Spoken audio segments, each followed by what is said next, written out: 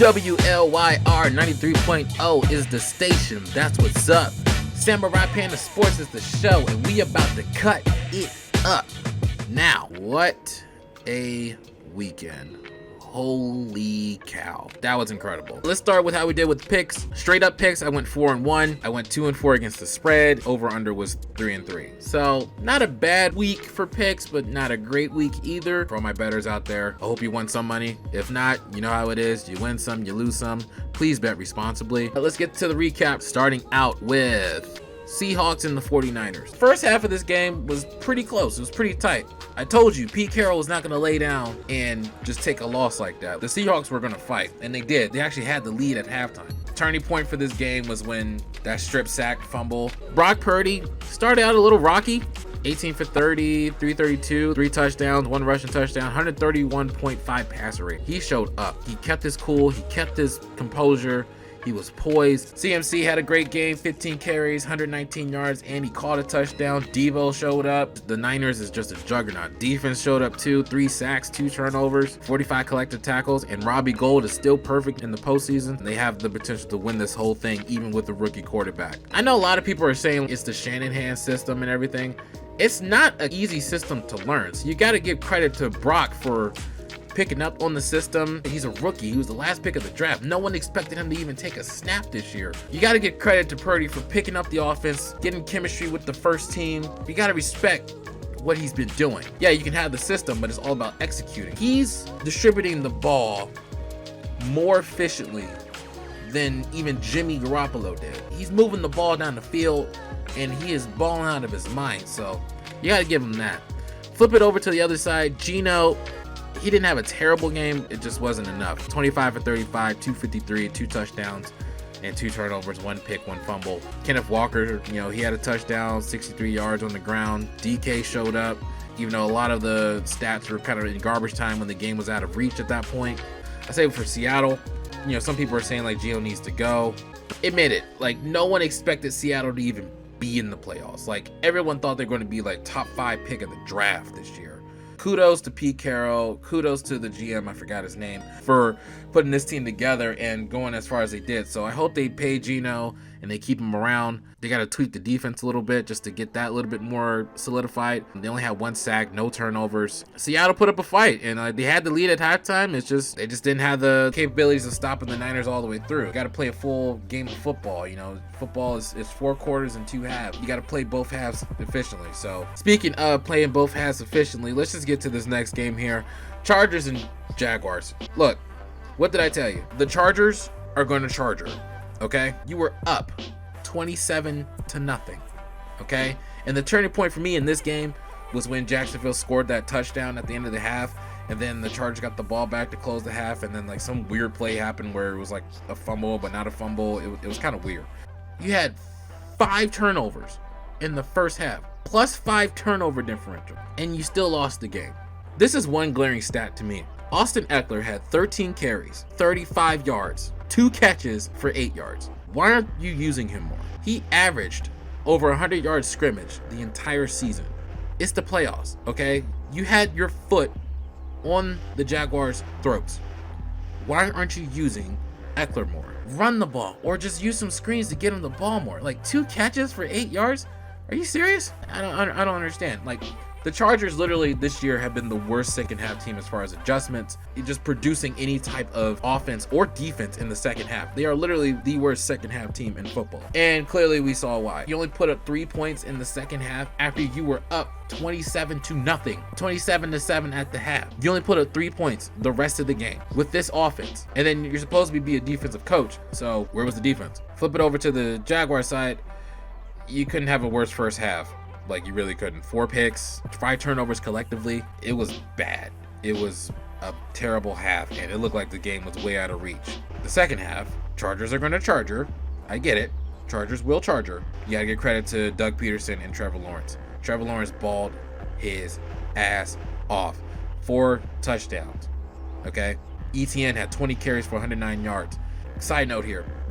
That play call that Doug Peterson did on that 4th down at the end of the game to lead to the field goal where he lined up in this formation and ETN bounced it out to the outside and got a gain of 25. Excellent play call. Doug Peterson, you could tell he came from the Andy Reid. That creativity there is out of this world. Don't forget, he did create the Philly special. He did do that. Don't forget that.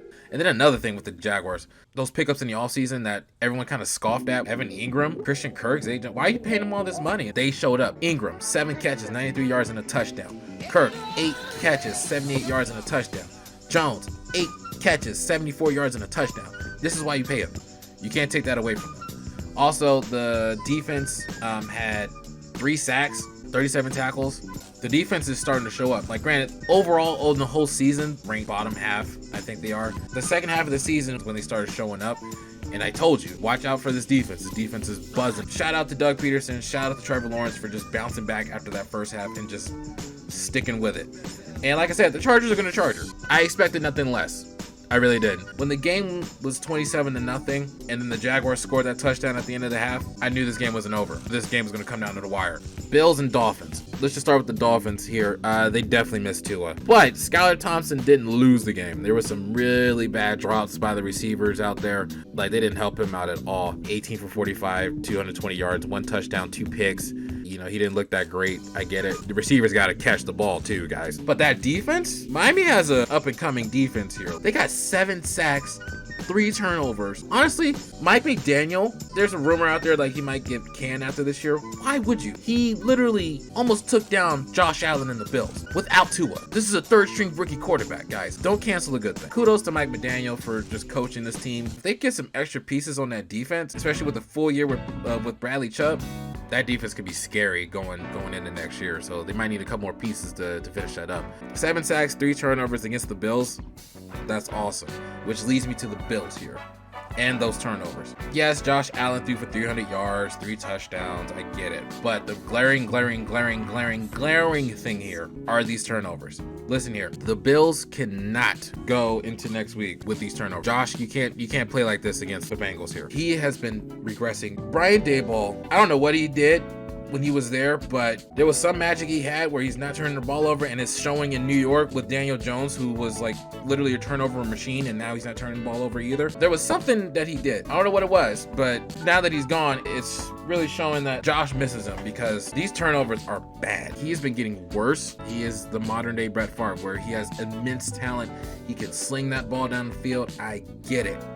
However, he is also a little reckless with the football. These turnovers are going to hurt them if he doesn't clean it up. They got to get that running game a little bit more formidable. Like 10 carries for Singletary, 12 carries for Cook. You got to use that run game. And please implement Nyheim Hines a little more. Like, I think he's earned a little more touches. It was nice to see Gabe Davis kind of show up finally. He had over 100 yards and a touchdown. Diggs had over 100 yards too. Again, these turnovers are pretty bad, and they almost lost this game because of these turnovers. They got to clean it up. I know they're missing Von Miller right now, so hopefully, you know, it doesn't hurt them too much, but you got to clean up these turnovers. Next up, we got the Vikings and the Giants. All right, let's start with the Giants. Daniel Jones. Holy cow. He played out of his mind, dude. Over 300 yards passing and 17 carries for 78 yards on the ground with 114 passer rate. And Saquon had 2 touchdowns on the ground, but he's also like doing this dual threat where he's 53 yards on the ground, 56 yards through the air. Isaiah Hodgins, don't sleep on him going forward. He's been kind of like the guy where defenses are like, you know, like, oh, he's not going to do anything. And then look what happened. Granted, it was against a terrible defense in Minnesota, but you got to give credit to Daboll. He's turned this team around. Daniel Jones, this is like literally his best game of his career. He's been dynamite. The Giants won this game like I said they would. I knew they were going to steal this game in Minnesota, and they did exactly that. Flip it over to the Vikings for a second here. If you're looking at the stat sheet here, you will say like, well, Kirk Cousins didn't even have a bad game. There was no turnovers or nothing like that. He didn't fumble. He didn't look awful. There were some things in this game that made them lose this game.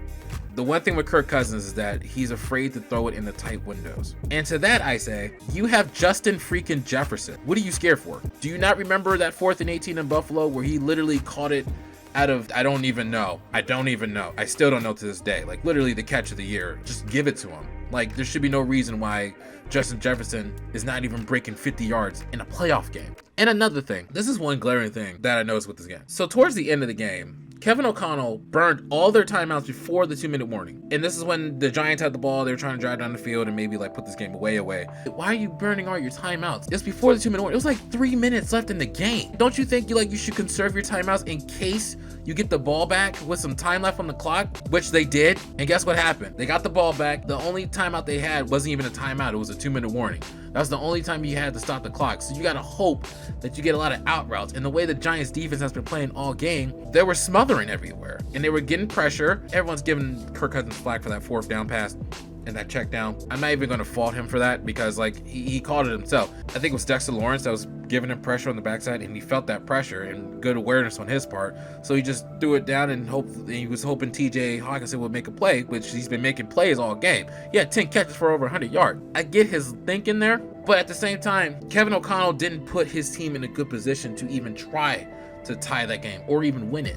You got to anticipate that, okay, my team might get the ball back, so let me conserve my timeout so that way I can have a better strategy for when I do get the ball back, and I can maybe call out some plays to get my team down the field and maybe tie this game or even win it. He didn't do that. He burned all his timeouts before the 2-minute warning. So yeah, they get the ball back. They had plenty of time. Plenty. Now you're in a situation where you don't have any way to stop the clock besides the 2-minute warning. Okay, so you can't really run the ball like you want to. You can't play the ball in field like you want to. You have to go run a lot of out routes, which that plays into the Giants' hands. Where okay, we're going to cover the sideline, so you have to throw in the middle of the field and burn clock on your own self because you're stupid enough to burn all your timeouts, not anticipating that you're going to get the ball back and that your defense is going to step up. Your defense has been containing the Giants enough to where you had anticipated getting the ball back. Yeah, that 4th down was a check down. I get it. Again, it goes back to my earlier point of you got to trust your weapons downfield. You have a killer offense. Osborne, Jefferson, Hockenson. Which he threw to Hockenson. But Thielen, you have weapons that you can get the ball down to. Dalvin Cook. If anything, if you're going to throw a check down, design a play to where at least Dalvin Cook is the check down and he can maybe make a play, makes a guy miss, and gets that 1st down. Kirk Cousins, it wasn't a terrible game, but it was one of those games where, it just shows that this is what you're going to get. This is the ceiling with him. I still stand by what I said in my last video. The Vikings are going to try to find another quarterback, but we'll see what happens. Next game up, we have the Bengals and the Ravens. Now, this game was way more of a dogfight than anyone said it would be. Let's start with the Bengals here. Offensively, they didn't really light up the stat sheets, and can you blame them going up against a Baltimore defense that is stingy as hell and is arguably top 3, especially ever since they got Roquan Smith. They have been dominant, and then that O-line's banged up too on the Bengals too, so that's not gonna play well with them going into next week. The Bengals looked a little lethargic. Joe Mixon has to show up next week. 11 carries for 39 yards. That's not gonna cut it, man. I said this last week. The Bengals defense is nothing to sleep on. Collectively, that unit is nothing to scoff at. You gotta give respect to that defense. If you give them a chance to steal the game from you, they will steal the game from you. And let's flip it over to Baltimore's side. We all know what the turning point of this game was that fumble recovery where Huntley tried to go over the top and Sam Hubbard recovered and ran it back for a touchdown. 14-point swing right there. But credit to Baltimore though, and to John Harbaugh and the coaching staff for keeping this game close. They almost won this game. If Huntley scored there, they could have won this game. I'm not taking that away. They could have stole this game. In Cincinnati, Tyler Huntley went toe-to-toe with Joe Burrow. They ran the ball effectively. J.K. Dobbins had 13 carries for 62 yards, caught a touchdown, 4 sacks, fumble recovery. This game could have went either way, honestly, but they really missed Lamar. I hope Lamar comes back. If Lamar was in this game, Ravens could have easily won this game. Let's just get to this game right here. Dallas and Tampa Bay. All right, so let me just give the flowers to Dallas real quick. Yes, Dallas had a stellar game. They did what they're supposed to do. Dak had over 300 yards and 5 collective touchdowns. I get it. Whoop-de-doo. You did what you were supposed to do. Can we just talk about your kicker though for a second, Dallas? What the hell was that? You can't be doing that. 1 for 5 on extra points? What are you doing? Put it this way, that was 4 points off the board. If he had missed all 5, that's almost a touchdown. So hopefully he learns how to kick again. But let's flip it over to the Buccaneers real quick. Why the hell is Tom Brady throwing for 66 times? And why is your running game this horrendous? You had 12 carries collectively. Granted, I know you're playing from behind and like, you got to pass and throw your way out of it. Why is Tom Brady throwing for 66 times? And I know he had that one pick in the red zone. I get it. Still, this was a horrible way to end the season. Now, granted, I know you backed into here, because you had a terrible division. You got to call better plays than that. Like, you got to call a better offense than that. Run the ball, for crying out loud. Like, I don't understand this crap. Brady's done in Tampa. Like, it's over. It's over in Tampa. It's not over for a career for him. He's definitely going to go somewhere else because he's not going to go out like that. There's no way he's going out like that. It's not happening. I don't know what that means. I don't know what that means for Tampa at all. But Brady's done. It's over. It's over and done with in Tampa. So, it was a good run. Y'all got a Super Bowl out of it. But that's it right there. Let's get to the preview. So, first up, we got the Jaguars and the Chiefs. Everybody is anticipating this game to be a blowout. I don't see that happening. If you heard me on Downright Sports, shout out to my boy Brent on that, don't sleep on Jacksonville. This is one of those games where you can get caught slipping very easily. For Jacksonville to win, don't give the game away. Protect Trevor Lawrence. Don't turn the ball over. That defense has to get to Pat Mahomes and apply pressure on him. Mahomes is not great under pressure. I mean, granted, he can escape out of the pocket. I know he has running ability. I get it. He can make some crazy throws. I get it. But if Jacksonville could put Mahomes on his ass, they have a chance. Flip it over to Kansas City. Andy Reid is perfect. Damn near perfect out of the bye week. So is Pat Mahomes, undefeated in the divisional round. I get it. They can't look past Jacksonville. They can't sleep on Jacksonville. For Kansas City to win, do what they always been doing and just dominate on offense. But the defense has to get to Trevor Lawrence and limit his opportunities as well. I have the Chiefs winning outright. The spread is 9.5. I got Jacksonville covering that. This is going to be closer than everybody thinks it's going to be. And the over-under is 53. I'm taking the over. This is going to be a shootout. I'm telling you right now. Next up, we have the Giants and the Eagles. The Giants, they won in Minnesota. I get it. It's against Minnesota's awful defense, and Philly's defense is way better. If the Giants can make Jalen Hurts become one-dimensional, you have a chance. Apply pressure, limit the run, utilize that rushing attack of Saquon and Daniel Jones. That's going to tire out that defense. Granted, Philly led the league in sacks. I get it. But if you can utilize the rushing attack to where you got Daniel Jones running, you got Saquon running, where it could stretch out the defense and tire them out, that could prove wonders for you. Flip it over to the other side, the Eagles. Jalen Hurts is coming back. I don't know how back he is. If Jalen Hurts is the Jalen Hurts we saw early in the season, where you can have 100 yards on the ground and 300 yards in the air, this game is going to be blown out the water. It's at Philly, at the Link. Tough place to play.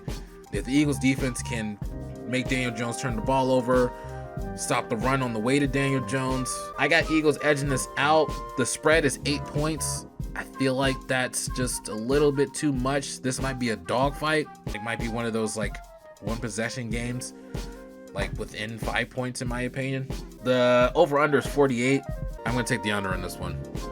I just feel like it's going to be like a 24-20 game, like just underneath. Next game up, we got the Bengals and the Bills, a continuation or a redo of the Damar Hamlin game. The Bengals, they didn't look that great last week. Granted, they were going against a top 3 defense in the Ravens.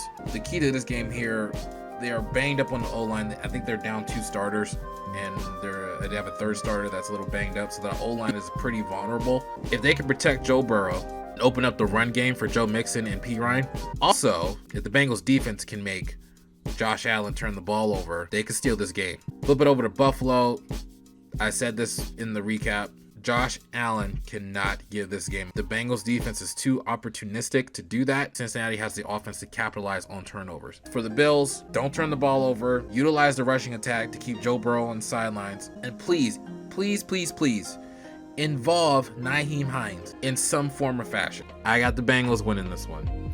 The spread is 6 points. Bengals are going to cover that, even if they lose. But over-under is 49. Take the over. This game is going to be high scoring, I believe. But I'm going to have the Bengals winning this one. I feel like Josh is going to get pressured into throwing some turnovers. He's going to try to play hero ball. Like I said, Cincinnati has the type of defense that's going to capitalize on that. They had that Super Bowl snatched away from them last year. They're trying to run that back. And then we have the game of the week. Dallas Cowboys versus the San Francisco 49ers. So for Dallas, the key to victory for them, utilize the rushing attack with Pollard and Elliott, and don't rely on Dak of throwing the ball like 40, 50 times. And if the defense can get to Brock Purdy, because we haven't seen Brock Purdy under pressure like that, if they can get to Purdy and make him a little hesitant or a little rattled a little bit and give the ball back to their offense, Dallas could pull this game out. Flip it over to the other side, the Niners, if they protect Purdy, open up some running lanes for CMC, and if that defense can stop the run and make Dak throw the ball, they're going to force him to turn the ball over, and San Francisco can easily get some turnovers. This is going to be a really good game. The spread is 4 points. I agree with that. I got the Niners winning this one. 46.5 is the over under. I will take the under. I feel like the defenses are going to do just enough to limit the scoring to where a lot of field goals are going to get kicked. Dallas, I'm looking at you. If your kicker has a game that he had last week, oh boy, you can't do what you did last week. And Robbie Gould is perfect in the postseason. Yeah, you better do some more warm-ups or something. This is a great weekend of football, man. I'm excited for this weekend. I'll catch you guys next week. If I don't catch you next week, it's because I'm in the process of moving, so that's why this video is a little late. But you know what it is. WLYR 93.0 is the station. That's what's up. Samurai Panda Sports is the show. Don't get cut. This is Lyricist the Kid signing off, and we out.